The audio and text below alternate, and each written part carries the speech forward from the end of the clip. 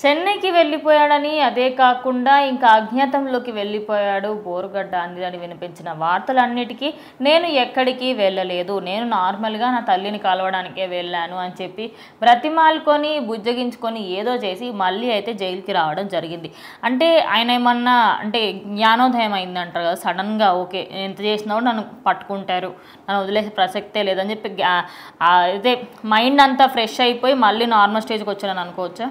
Jail నుంచి ఒక master escape ప్లాన్తో పారిపోయిన బోరుగడ్డ అనిల్ ఈరోజు అయితే తిరిగి మళ్ళీ రాజమండ్రి సెంట్రల్ జైల్లో తను హాజరవడం జరిగిందనమాట. ఎందుకంటే తనకి జ్ఞానోదయం అయిందని చెప్పాలి. ఎందుకంటే ఏదో ఒకటి అడ్డం పెట్టుకుని ప్లాన్ వేసి హెల్త్ బాగాలేదు మదర్కి అని చెప్పి పారిపోవడం అయితే జరిగింది. సో తర్వాత పోలీసులు ఎలాగోలా ఆయన్ని ఎత్తికి పట్టుకున్నారు. సో ఈరోజు అయితే మళ్ళీ గుంటూరు కోర్టులో హాజరుపరిచి తీసుకెళ్తారు. ఎన్ని రోజులు రిమాండ్ పడితే అన్ని రోజులు. సో మరి అతను పారిపోకుండా ఉండాల్సింది, ఎందుకంటే ఆ పారిపోవడం అనేది ఇంకో కేసు అవుతుంది. ఇప్పటికే తన పైన కేసులు ఉన్నాయి.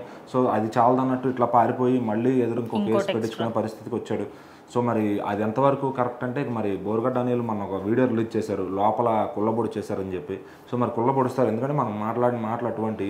సో వెన్ను నొప్పి ఏదో వచ్చిందంట వాళ్ళు కొట్టడంతో, ఆ రేంజ్లో కొట్టారు. మరి పోలీసులు అంటే అలాగే ఉంటారు. సో మనం పదవి ఉంది కదా, మన వెనకమాల పెద్ద బడాబాబుల అండదండలు ఉన్నాయి కదా అని చూసుకుని రెచ్చిపోతే తర్వాత వాళ్ళెవరో నువ్వు కష్టాల్లో ఉన్నప్పుడు వచ్చి నిన్ను పట్టించుకోరు. నువ్వు నీ నోట్లో వాళ్ళ దగ్గర పవర్ ఉన్నంత వరకు నిన్ను సపోర్ట్ చేస్తారు, ఎంకరేజ్ చేస్తారు. పవర్ లేనప్పుడు అక్కడ నీ నాయకుడే మూలన కూర్చున్నాడు, ఏ రోజు అరెస్ట్ అవుతాడో తెలియక.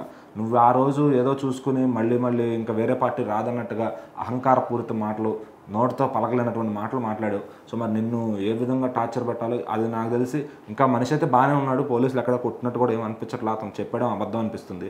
నిజంగా కొడితే తన నోటి నుంచి ఆ మాటలు కూడా రావు అనమాట. సో మరి ఈసారి ఇప్పుడు తప్పించుకుని వెళ్ళిపోయాడు కాబట్టి మరొకసారి పోలీసులకి ఎవరైనా కొత్త ఆఫీసర్స్ ఉంటే ఎలా కొట్టాలో, అదేదో వేణుమాధవ్ సినిమాలో కొట్టినట్టు ఆ విధంగా ఇతని మీద ట్రైనింగ్ ఇప్పిస్తే చాలా బాగుంటుంది అనమాట.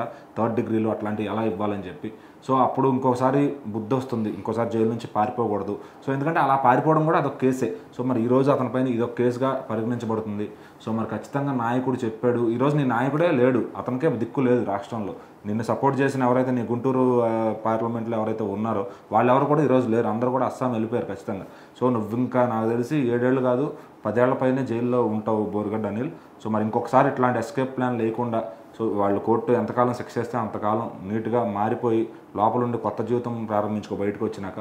లేదు మళ్ళీ నా వెనకమాల ఎవరో ఒక హెల్ప్ చేస్తారు అని పొరపాటు పడి బయటకు వచ్చావు అంటే కనుక ఇంకా నీకు ఉరిశిక్ష కన్ఫర్మ్ అయిపోద్ది చివరికి, అంతకుమించి ఏముండదు. సో మరి బోరుగడ్డ అనిల్ లాంటి వ్యక్తులు ఇంకోసారి అట్లా చేయకుండా పోలీసు వ్యవస్థలు ఎవరైతే ఉన్నారో చాలా స్ట్రిక్ట్గా ఆ జైలుని మొత్తం కూడా ప్లాన్స్ ఎవరు వేయకుండా మెయింటైన్ చేయాలని కోరుకుంటున్నాను.